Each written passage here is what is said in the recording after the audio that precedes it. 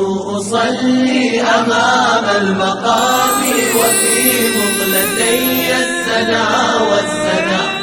أبا الأنبياء عليك الصلاة عليك السلام أبا الأنبياء.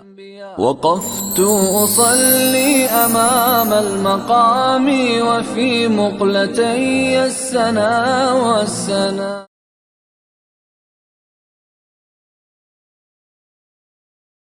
السلام علیکم ورحمۃ اللہ وبرکاتہ. اعوذ باللہ من الشیطان الرجیم. بسم اللہ الرحمن الرحیم. محترم حضرات، آج انشاءاللہ کچھ نبیوں کے تعلق سے آپ کے سامنے تفصیلات بتائی جائیں گی. تو آج گویا پروگرام میں سب سے پہلے حضرت الیاس علیہ السلام، اس سے پہلے حضرت حزقیل کے بارے میں آیا تھا.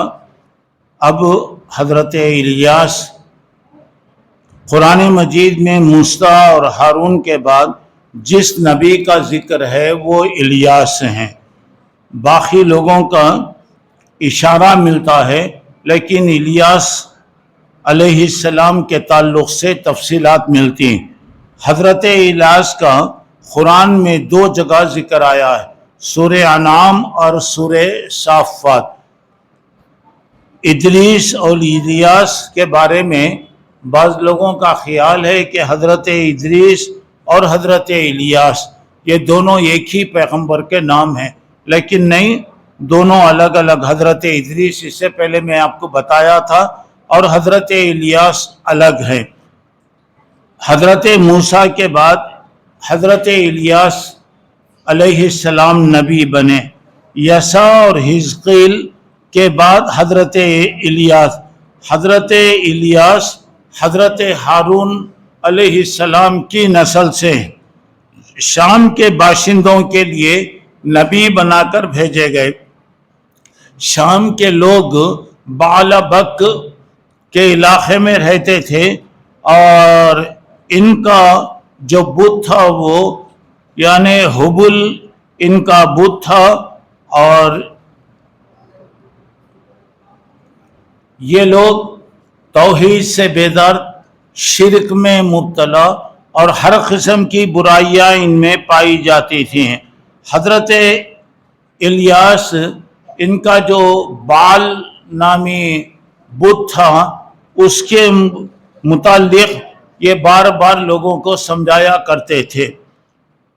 اللہ کے پیغمبر سمجھانے والے سمجھاتے، لیکن یہ لوگ اپنے کاموں میں لگے رہتے تھے. یہ بت اس زمانے کا بہت بڑا بت تھا، اور اس کے بارے میں بتایا گیا کہ یہ سونے کا 60 فٹ 20 فٹ اونچا یہ بت تھا، اور جس کے 4 مندر تھے، اور اس کی نگرانی کرنے والے اس کے خادم جو ہیں 400 خادم اس کے تھے. اب یہ بت یمن اور ملک شام کے علاقوں میں اس کی بہت زیادہ اہمیت تھی، اور عرب کے لوگ یہ بال جو ہے، یہ حبل جو کہا، عرب کے لوگ بت کی عبادت کرتے تھے. یہ دونوں ایک ہی بت تھے. الیاس علیہ السلام کے زمانے میں یہ بعلبک کے علاقے یعنی ملک شام کے علاقوں میں یہ بت کی بڑی پوجا ہوتی تھی.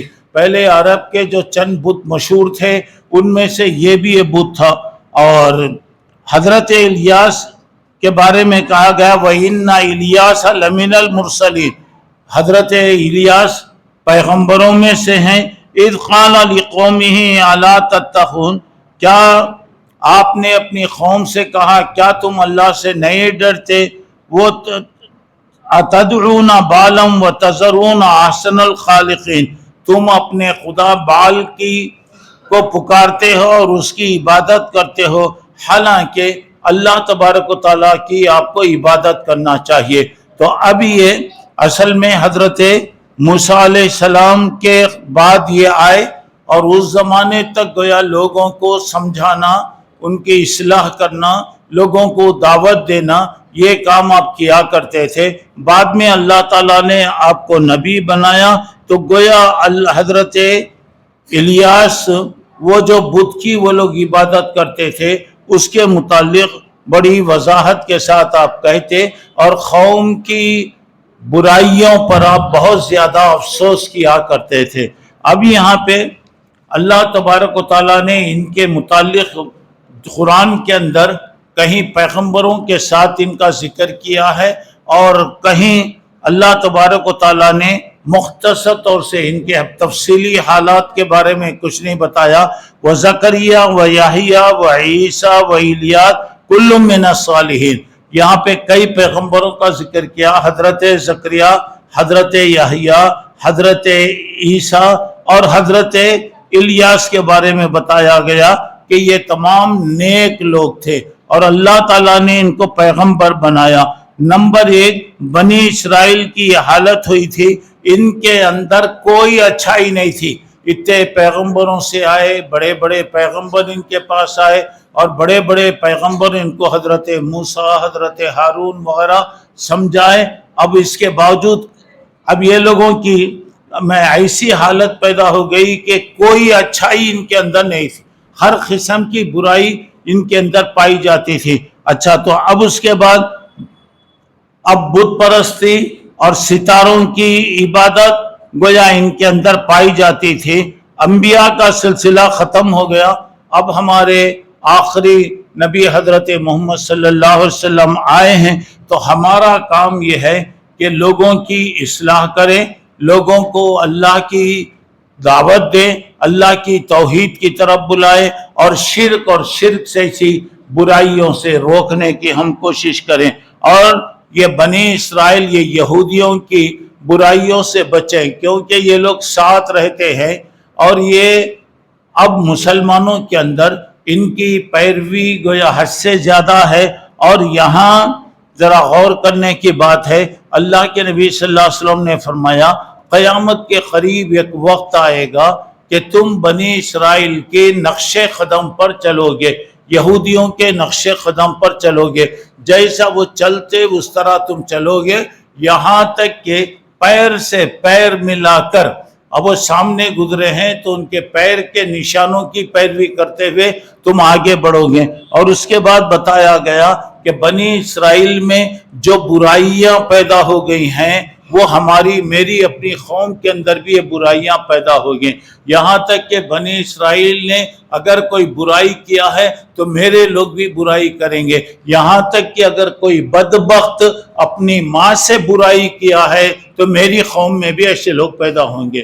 اللہ بچانا، ذرا غور کرنے کی بات یہاں دیکھیے کہ انہیں برائیاں جو آ گئے نقش قدم پر، آج یہود و نصارہ کے پوری کاپی ٹو کاپی، ہر چیز میں اٹھنا بیٹھنا، کھانا پینا، رہنا سونا، یہاں تک کہ کاروبار، ہر چیز میں ان کی کاپی، ہر چیز میں آپ دیکھتے جائیے یہ یہودیوں کی اور عیسائیوں کی کاپی۔ اچھا، پھر اس کے بعد اب اللہ کے نبی نے بتایا کہ ان کے نقش قدم پر چلو گے، یعنی مطلب یہاں سے کوئی چل کر گیا ہے، اس کے پیر کے نشان ہے تو تم بھی کیا کرو گے، اس کے نشانوں کے اوپر برابر چلو گے۔ اور یہاں تک کہ ان میں جو برائی آ گئی، اللہ رحم کرے، اپنی ماں سے اگر کسی نے برائی کیا ہوگا تو میری امت میں بھی ایسے بدبخت پیدا ہوں گے، اللہ تعالیٰ بچائے۔ اور وہ کتنے نالائق لوگ رہیں گے جو اپنی ماں جو جنی ہے، پالی ہے، سب ہے، اس کو اپنے خواہشات کے لیے اگر کوئی استعمال کر رہا تو اس سے بڑا منحوس کوئی ہو سکتا کیا، اس سے بڑا برا آدمی کوئی ہو سکتا کیا، اندازہ لگائیے۔ بہرحال اللہ سے دعا کرنا چاہیے کہ اللہ تعالیٰ ایمان پر باقی رکھے، توحید پر اللہ تعالیٰ باقی رکھے، اور یہ لوگوں کی تخلید سے اللہ تعالیٰ محفوظ فرمائے۔ اور دعا ہے، اور انشاءاللہ ہماری دعاؤں میں اللہ اثر لائے گا، ضرور اس کا اثر آئے گا۔ اور یہی مہینے کے اندر کافروں کی جو طاقت تھی بدر کی لڑائی کے ذریعے سے اللہ ختم کر ڈالا، اسی دن میں مکہ فتح ہوا، اسی مہینے کی یہی تاریخ 17-18 تاریخوں میں مکہ اللہ تعالیٰ فتح کیا۔ اور اللہ تعالیٰ مدد کرنے والا، ہاں اللہ کے پاس دیر ہے، اللہ کے پاس دیر ہے، اور جب اللہ مدد کرنے پر آتا ہے تو دنیا کی کوئی طاقت، چاہے پوری دنیا بھی اگر مل گئی تو انشاءاللہ کوئی بھی کچھ بھی نہیں کر سکتے۔ بہرحال یہ بات تو آپ کو بتایا، بات یہ ہے کہ صرف اللہ کو تسلیم کریں اور کسی کی طرف مائل ہونے کی ضرورت نہیں. کوئی کچھ نہیں دیتا، دینے والا اللہ ہے، رزق دینے والا اللہ ہے، عزت دینے والا اللہ ہے، عزت لینے والا اللہ، سب اللہ کے ہاتھ میں.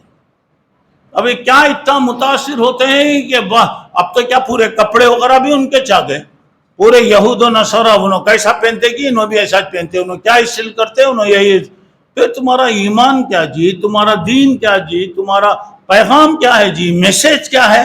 کچھ بھی نہیں ہے. ہمیں نخلوں کی دوسروں کی نقل کر رہے ہیں. کوا چلا ہنس کی چال اور اپنی چال بھی بھول گیا.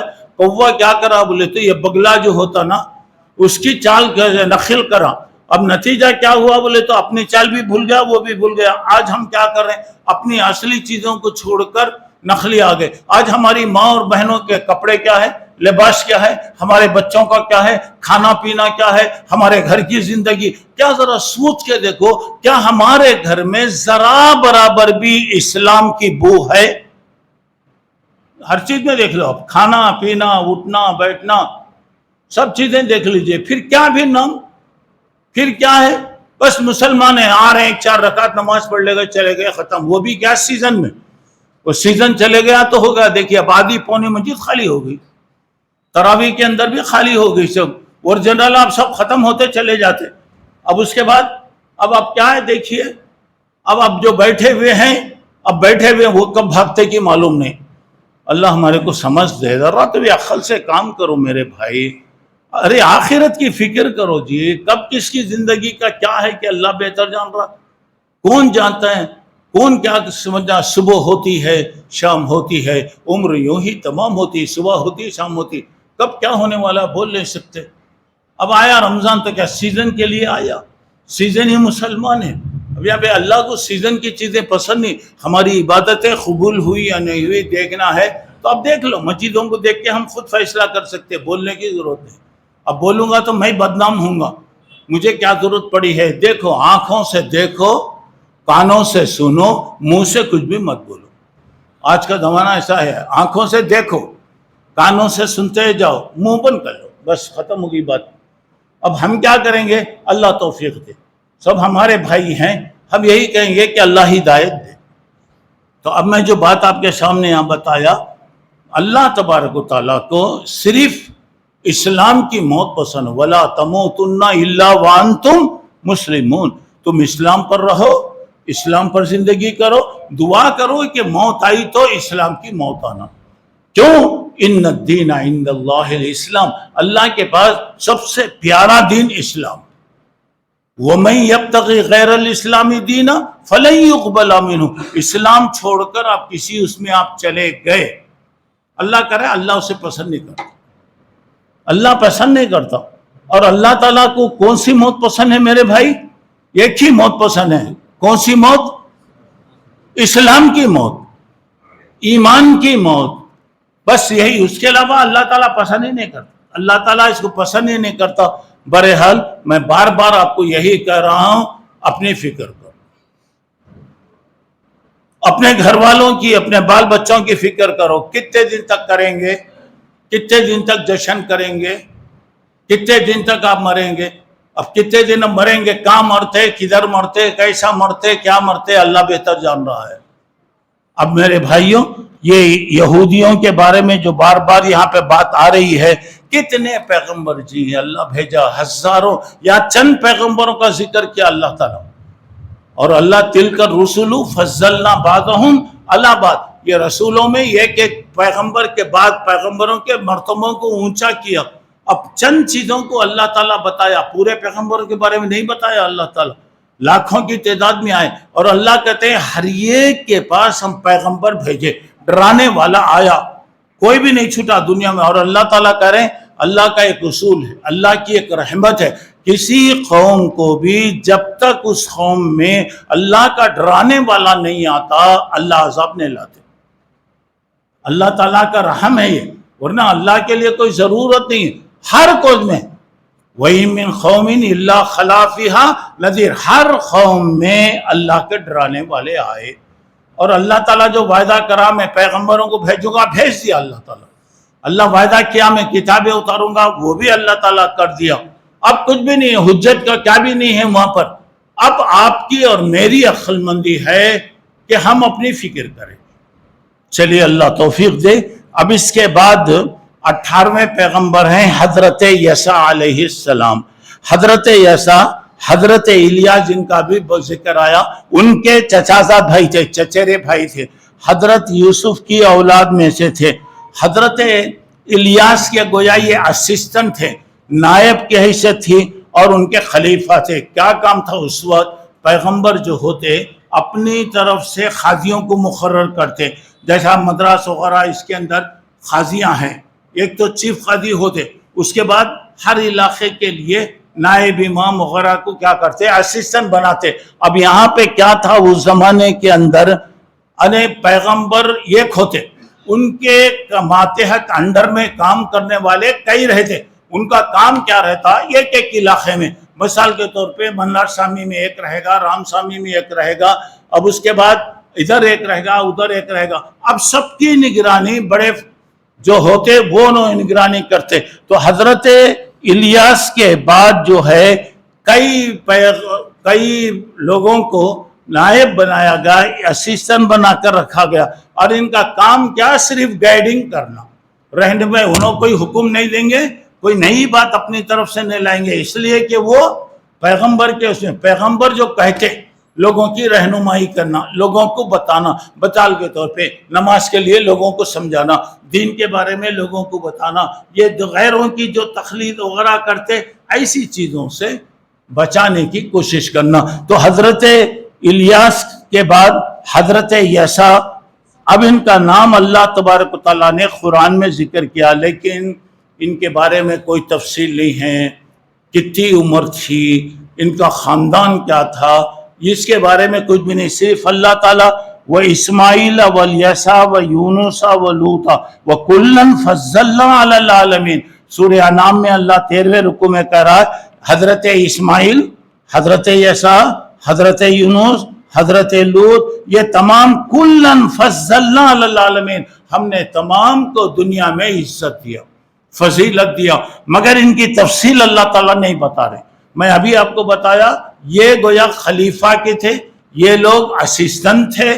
بڑے جو پیغمبر ہوتے، اب جیسے الیاس، اب الیاس کی نگرانی میں کئی تھے، ایسے یہ لوگ کام کرتے. اور بنی اسرائیل کے ان پیغمبروں میں جنہوں نے رات دن لوگوں کی کوشش کی، اس میں حضرت یسع بھی تھے.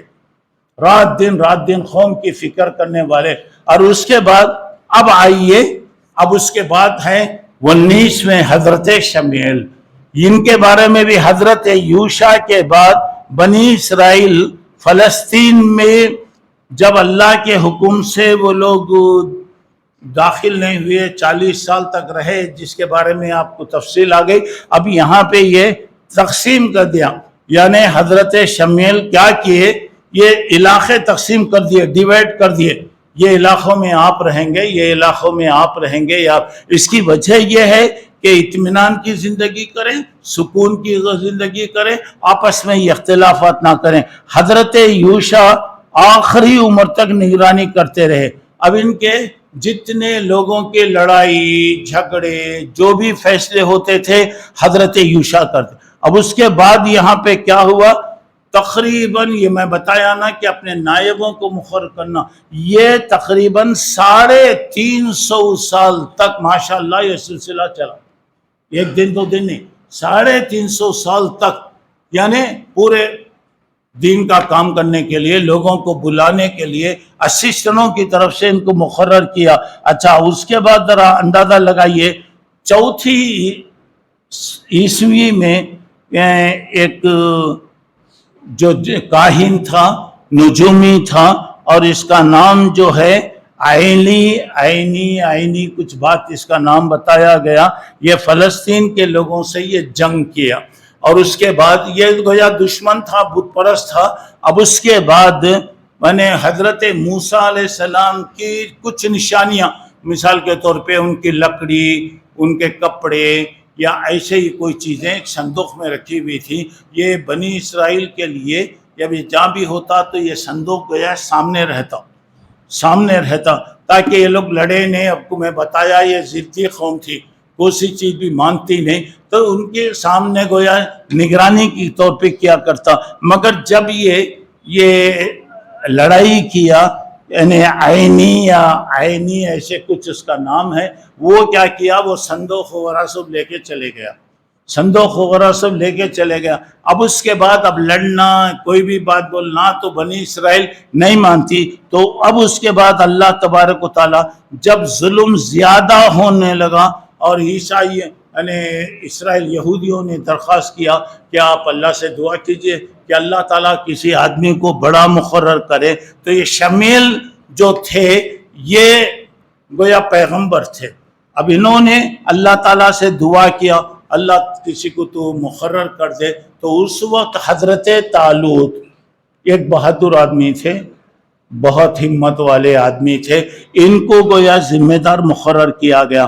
اب لوگ بولے طالوت یہ غریب آدمی ہے، ہم لوگ مالدار آدمی ہیں، ہم لوگ مالدار ہیں، یہ غریب کی بات ہم کیسے سننا؟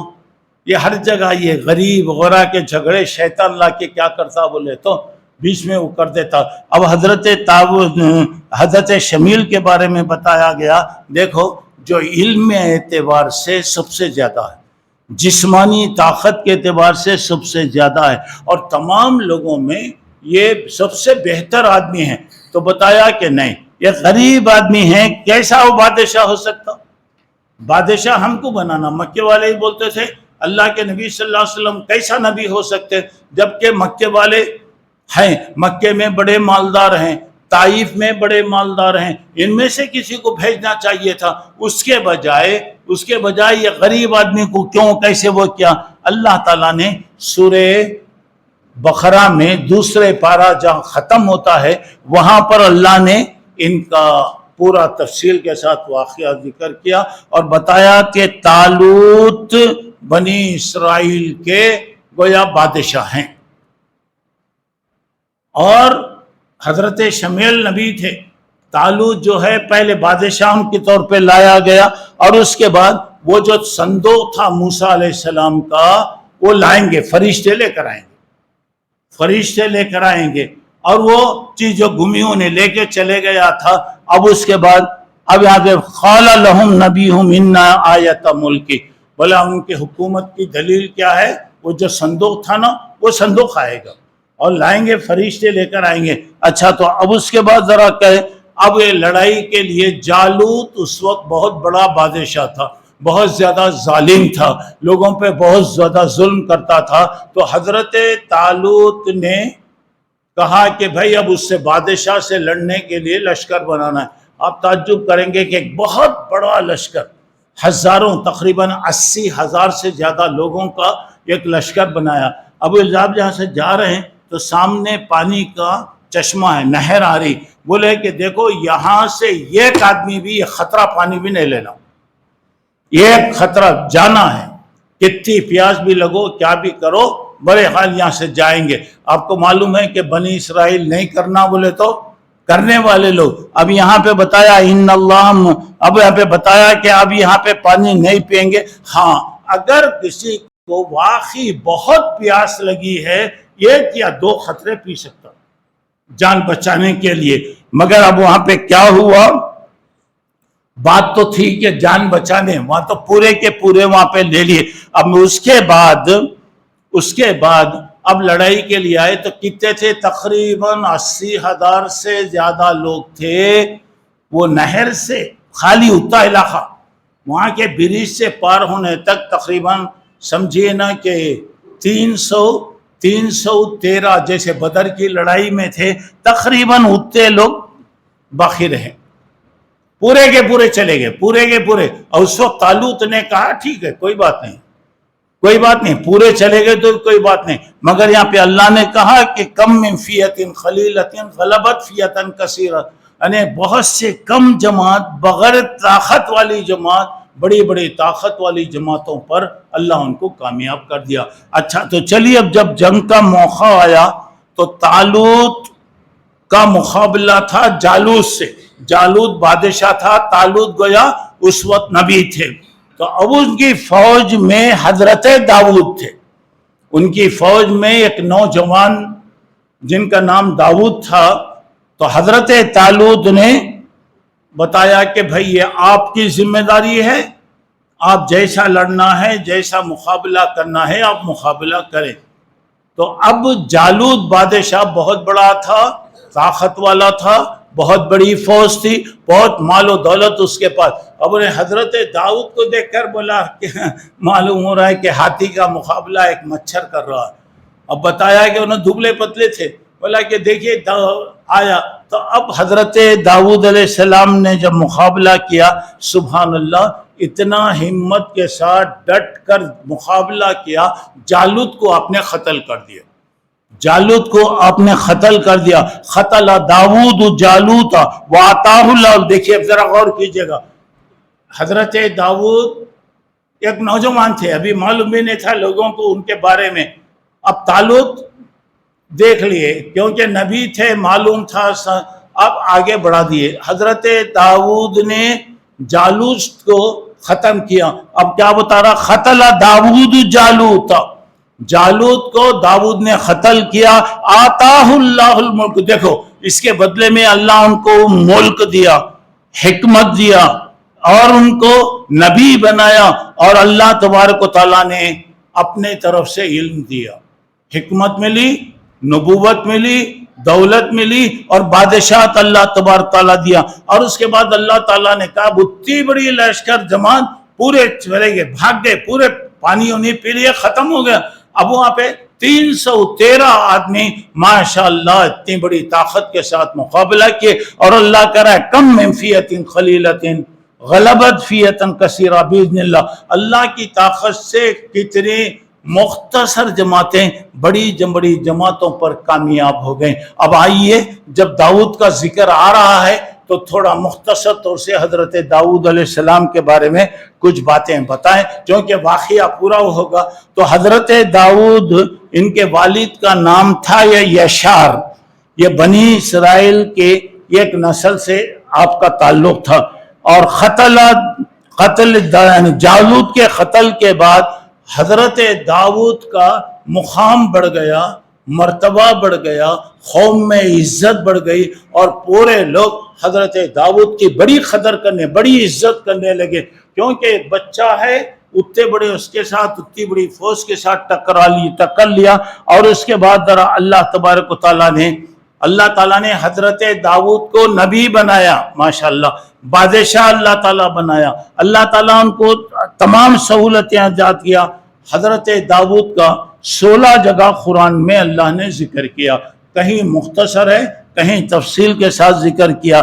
اچھا، اب یہاں پر ذرا غور کر کے دیکھیے کہ طالوت جو اس وقت نبی تھے، اب گیا سمجھے کہ وہ بادشاہ بھی تھے، اب ان کو ان کے ہی زمانے میں حضرت داؤد علیہ السلام کو اللہ اتنا مقام دیا، اتنا بڑا عزت دی، اتنا بڑا مرتبہ ان کو دیا کہ اب حضرت طالوت کے انتقال سے پہلے حضرت داؤد علیہ السلام ایک بڑے آدمی سمجھے جاتے تھے، لیکن جب حضرت طالوت کا انتقال ہوا تو ان کے بعد حضرت داؤد علیہ السلام کو حکومت بھی ملی، بادشاہت بھی ملی، اور پورے لوگوں کو اللہ تعالیٰ پورے لوگوں کی عزت بھی ان کو عطا فرمایا۔ وَآتَاهُ اللَّهُ الْمُلْكَ وَالْحِكْمَةَ وَعَلَّمَهُ مِمَّا يَشَاءُ۔ اللہ ان کو ملک دیا، ماشاءاللہ اللہ تعالیٰ ان کو حکومت دیا، اور اللہ تعالیٰ جو دینا چاہتا تھا اللہ تعالیٰ ان کو عطا فرمایا۔ اچھا، تو چلیے اب یہاں پہ ذرا غور کرنے کی بات یہ ہے کہ نمبر 1، دشمن کے مقابلے میں ہمیشہ ڈٹ کے رہنا، دشمن کے مقابلے میں ڈٹ کر رہیں گے تو اللہ تبارک و تعالیٰ آپ کو کامیاب کرے گا، اور آپ کی حکومت یا لوگ جتنے بھی زیادہ ہوں آپ کو ڈرنے کی، گھبرانے کی ضرورت ہے۔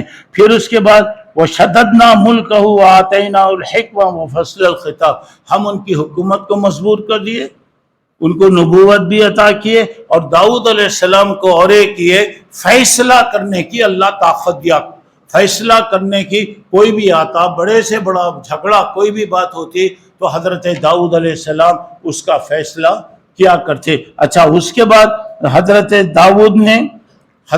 داؤد نیا طریقہ نہیں لائے، حضرت موسیٰ علیہ السلام کی جو شریعت تھی اسی شریعت کو آپ نے زندہ کیا۔ پھر یہ بنی اسرائیل والوں کو سیدھا راستہ آپ بتاتے رہے، चौथी बात यह है कि हजरत दाऊद, देखिए अल्लाह ताला दे रहा है तो कैसा देता है, एक तो ताकत है, हुकूमत है, नबूवत है, और उसके साथ माल और दौलत अल्लाह दिया। और एक बात यह है, हजरत दाऊद को जो किताब दी गई, कुरान मजीद जैसी किताब है, ज़बूर उनको दिए। ज़बूर असल में क्या था, ये तौरात जो हजरत मूसा पे उतरी उसका गोया समझिए कि बचा हुआ हिस्सा था। और ज़बूर के अंदर क्या था, वो सब अल्लाह की हम्द, अल्लाह की तारीफ में वो बातें लिखी हुई थी। यानी तौरात का जो है बचा हुआ छुटा हुआ हिस्सा था, ज़बूर में दिया गया। अच्छा, अब आइए कि हजरत दाऊद अलैहिस्सलाम जब वो ज़बूर को जब वो पढ़ते तो इतना प्यारी आवाज़ में, इतनी बेहतरीन आवाज़ में आप पढ़ते थे कि परिंदे ठहर जाते थे, आगे परिंदे खड़े जाते, चलता हुआ पानी रुक जाता था। और उसके बाद जब आप पढ़ने लगते तो आपके साथ पूरे जानवर वगैरह वगैरह सारे शामिल हो जाते थे। और उसके बाद अब जरा अंदाजा लगाइए कि दाऊद की आवाज़ के बारे में, लहने दाऊदी, मतलब ये कि कोई आदमी अच्छा पढ़ रहा कर रहा तो ये कहा जाता है कि हजरत दाऊद अलैहिस्सलाम की आवाज़ यहाँ पे दी गई। अब अल्लाह के रसूल के ज़माने में हजरत मूसा, अबू मूसा अशरी की तिलावत को अल्लाह के रसूल सुनते। बाद वक़्त क्या था, सहाबा में से किसी को आप बुला के उन्होंने जो कुरान पढ़ते, ये पढ़ो भाई बोल के बोलते। अब उसके बाद बास सहाबा का नाम लेकर अब बोलते थे। तो हजरत अबू मूसा अशरी रजी अल्लाह अन्हु के बारे में कहता, अबू मूसा, अल्लाह ताला ने मुझे तुमसे कुरान सुनने का हुक्म दिया है कि तुम पढ़ो, और तुम्हारे अल्लाह ताला ने हजरत दाऊद को जो आवाज़ दिया था वो तुमको आवाज़ दिया। सुभान अल्लाह। और हजरत अबू मूसा, अल्लाह के नबी, मेरा नाम लेकर अल्लाह बोला क्या? बोला कि हाँ, आपका नाम, और भी दूसरे साहबा का भी जिक्र है, आपका नाम लेकर अल्लाह ताला ने बताया। तो अब जरा गौर करने की बात यह है कि हजरत ज़बूर का मतलब यह है कि पार्ट्स, छोटे छोटे हिस्से, यानी एक बड़ी वो नहीं, छोटी बातें इस किस्म की नसीहतें उसमें हुआ करती थे। और उसके बाद अल्लाह तबारक व तआला ने हजरत दाऊद अलैहिस्सलाम को जो चीज़ें अता फरमाया, और हजरत दाऊद को अल्लाह ताला ने तमाम इल्म के अलावा, हुकूमत के अलावा लोहे का इल्म भी उनको दिया था। मतलब ये था कि हजरत दाऊद लोहा नरम हो जाता, मतलब ये कि लोहे को पिघलाने का तरीक़ा जो है अल्लाह ताला उनको बताया। और उससे बड़ी बड़ी चीज़ें, हजरत सुलेमान जो आपके बेटे हैं, उनको बड़ी बड़ी इमारतें बनाने का शौक़ था। तो तांबे के चश्मे अल्लाह पानी जैसा रखा है, लोहा तांबा वगैरह ऐसा ही बहता। मुल्क यमन से लेकर ये तांबे के पूरे चश्मे जो है माशाअल्लाह बहते हैं। और वो पूरे तांबे के, उसके बारे में हजरत दाऊद अलैहिस्सलाम को अल्लाह ताला वो दिया। बाद में हजरत सुलेमान अलैहिस्सलाम को दिया। अब वो ऐसे क्या करते, तांबा ज़रूरत के मुताबिक निकाल लेते, उसे गर्म करना, बनाना, कोई भी चीज़ तैयार करना है तो तैयार करते। अब उसके बाद यहाँ देखिए अल्लाह ताला कुरान में तारीफ करते हुए कह रहा है, वसख्खरना मा दाऊद अल जिबाल युसब्बिहना वत्तैर वकुन्ना फाइलिन। अल्लाह ताला कह रहा है कि हमने दाऊद अलैहिस्सलाम के साथ पहाड़ों को मुसख्खर कर दिया। सुभान अल्लाह। वह पढ़ने लगते तो पहाड़ भी गोया झूमते रहता। अब उसके बाद परिंदे आ जाते, उसके बाद पूरी चीजें वहां पे होते। और क्या होता था, जब पढ़ते तो दुनिया की सारी कायनात जो है हजरत दाऊद के साथ पढ़ती थी। सुभान अल्लाह, क्या हाल होता होगा अंदाजा लगाइए। यानी सिर्फ इंसान नहीं, जानवर वगैरह, परिंदे, और उसके साथ पहाड़ वगैरह भी। अच्छा, फिर उसके बाद यहाँ पे देखिए कायनात की चीज, हर चीज गोया अल्लाह की पाकी बयान करती है। बताए तुसब्बिहु लहु समावातु सब वलद व मन फीहिन्ना, और हर चीज, दुनिया की हर चीज अल्लाह की तारीफ करती, अल्लाह की बड़ाई। हाँ, जो बोलते हैं उनकी हमें समझ में नहीं आता, उनकी आवाज समझ में नहीं आती, लेकिन हर एक तारीफ करते हैं। अच्छा, उसके बाद जरा अंदाजा लगाइए ان کی اور ایک خصوصی بات یہ تھی کہ بادشاہ تھے، اللہ نے بہت دیا، لیکن حضرت میں بتایا نا کہ لوہا نرم کر دیا اللہ۔ نرم کرنے کا مطلب کیا؟ بعض لوگ کہتے ہیں کہ انہوں ہاتھ میں لیتے تو پانی کی طرح ہو جاتا تھا، بعض لوگ کہتے ہیں۔ اب یہاں پہ اصل کیا ہے، وہ لوہے سے جو چاہے بنا سکتے، جو چاہے جیسا استعمال کرنا ہے استعمال کرتے۔ اور اس کے بعد اس کے باوجود حضرت داؤد علیہ السلام اپنے ہاتھ سے محنت کی کھاتے تھے۔ یہ حکومت ہے، فلاں ہے، یہ نہیں۔ یہاں پہ بتایا کہ حضرت داؤد علیہ السلام نے، اللہ کے رسول کہہ رہے ہیں کہ اپنے ہاتھ سے محنت کر کے آپ کھاتے، یعنی ہوتا کہ محنت جو بھی ہوتا، یعنی لوہے کا کام وغیرہ کرتے تو خود کرتے تھے۔ اب اس کے بعد یہاں پہ اللہ تعالیٰ نے ہر پیغمبر اپنے امت سے کہتے ما اسألکم علیہ علم، میں تم سے کیا بھی نہیں مانگتا، میرا جو بھی ہے وہ اللہ کے ہاتھ میں ہے۔ داؤد علیہ السلام لوہے سے ہر چیز بناتے، جو وہ چیزیں بناتے جو جنگ میں کام آتی تھی۔ اب یہاں پہ ایک بات یہاں پر یہ ہے کہ اللہ تبارک و تعالیٰ کا وعدہ ہے کہ آدمی آپ محنت کریں گے اللہ دیتا، بابا کما کے گئے، جمع کے کر کے گئے، بس وہ کرے۔ آج کی ہماری اولاد ماشاءاللہ ایسی ہے کہ کما کے رکھ کے گئے تبھی جمع نہیں سکتے، حفاظت نہیں کر سکتے، بیچو کھاؤ، بیچو کھاؤ، بیچو، اب ایسے ہی چل رہا ہے۔ تو آدمی میں کیا تو بھی کام ہونا، ہنر ہونا، محنت آدمی کرنا۔ اب اس کے بعد یہاں حضرت وعد اللہ الذین آمنوا منکم وعملوا الصالحات، اللہ تعالیٰ نے مسلمانوں سے وعدہ کیا ہے کہ تمہیں زمین کا بڑا بنائے گا، زمین کی چیزیں جیسے تم سے پہلے لوگوں کو بڑا بنایا تم کو بھی بنایا جائے گا۔ تو اب یہاں پہ مطلب یہ ہو رہا ہے کہ حضرت داؤد علیہ السلام ساری خصوصیات وہاں پہ جمع ہو گئی تھی، اس کے باوجود حضرت داؤد کا زبور سے، یعنی ان پر جو قرآن اترا اس سے اتنا گہرا ان کا تعلق تھا، اتنا وہ ہوتا کہ پڑھتے اور اس کے بعد ایک سیکنڈ بھی گویا کبھی ضائع نہیں کرتے۔ یہاں تک کہ حدیث میں آتا ہے کہ حضرت داؤد علیہ السلام کے لیے اب انہیں جنگ پہ جانا ہے، کہیں بھی جانا ہوتا تو گھوڑے وغیرہ پر جو زین وغیرہ جو چیزیں ہیں وہ اسے تیار کرنا آتا۔ وہ لوگ تیار کرنے سے پہلے حضرت داؤد پوری زبور، پوری قرآن پڑھ لیتے تھے، وہ اتنا وہ ماہر تھے۔ پھر اس کے بعد صوم و صلاۃ، اتنے بڑے پیغمبر تھے، نماز، روزہ اور نماز کے ذریعے اللہ تعالیٰ سے تعلق پیدا کرتے۔ اور اس کے بعد یہاں پہ دیکھیے احب الصلاۃ الی اللہ صلاۃ داؤد، اللہ کے پاس تمام لوگوں کی نماز میں سب سے پیاری نماز حضرت داؤد کی نماز۔ اللہ حضرت داؤد کی نماز کو بہت پسند کرتا تھا۔ وَحَبُّ الصِّيَامِ إِلَىٰ، اور حضرت روزوں میں سب سے زیادہ پسندیدہ روزہ جو تھا حضرت داؤد علیہ السلام کا۔ اچھا، اس کے بعد تیسری بات یہ کہ میں نے آپ کو بتایا کہ حضرت داؤد اتنا زبور کے ساتھ تعلق ہوتا تھا کہ تھوڑی دیر کے لیے بھی وہ غافل نہیں ہوتے، اور اس کے باوجود اتنا سب دینے کے بعد ہر معاملے میں انصاف، عدل و انصاف، کوئی بھی معاملہ ہوتا تو انصاف سے کام لیتے۔ پھر اس سے بعد اب کیا بتایا، اب ذرا تھوڑی دیر کے لیے بھی کوئی آئے فریضہ کرنا تھا، کوئی بات تھی تو حضرت داؤد نے دیکھا کہ میرا اتنا بہت اللہ کی عبادت سے بیکار چلا، فاستغفر ربہ راکعا معنا، اللہ سے معافی مانگے اور فوری سجدے میں گر گئے۔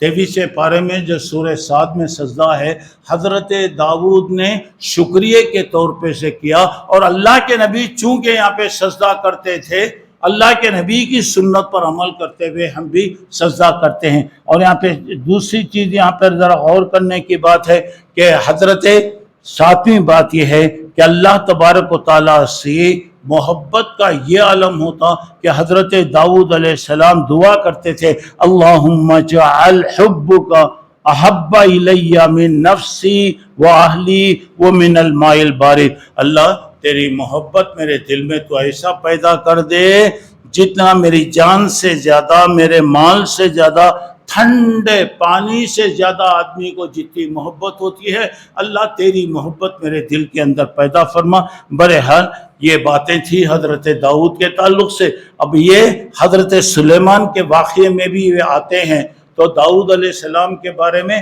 اللہ ہر قسم کی سہولت دیا، ایک بات۔ دوسرا یہ کہ اللہ سے ان کا بہت گہرا تعلق تھا۔ تیسری بات یہ ہے کہ وہ ہمیشہ کام کر کے محنت کر کے اپنی روزی کمایا کرتے تھے۔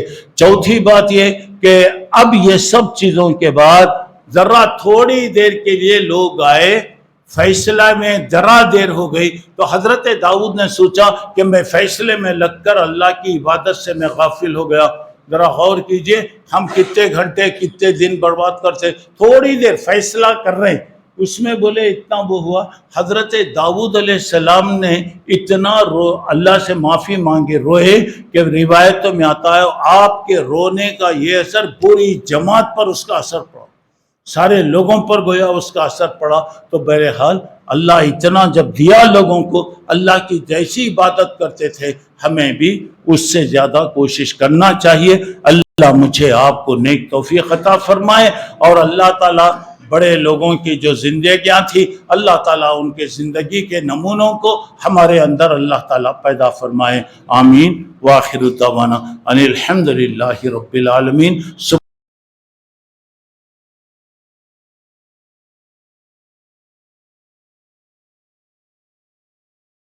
سبحانک اللہم ربنا وبحمدک اشہد ان لا الہ الا انت استغفرک واتوب الیک۔ کل انشاءاللہ حضرت سلیمان علیہ السلام کے تعلق سے آپ کے سامنے باتیں تفصیل کے ساتھ انشاءاللہ بتائی جائیں گی۔ اللہ تعالیٰ مجھے آپ کو نیک توفیق عطا فرمائے، آمین۔ وآخر دعوانا ان الحمد للہ رب العالمین۔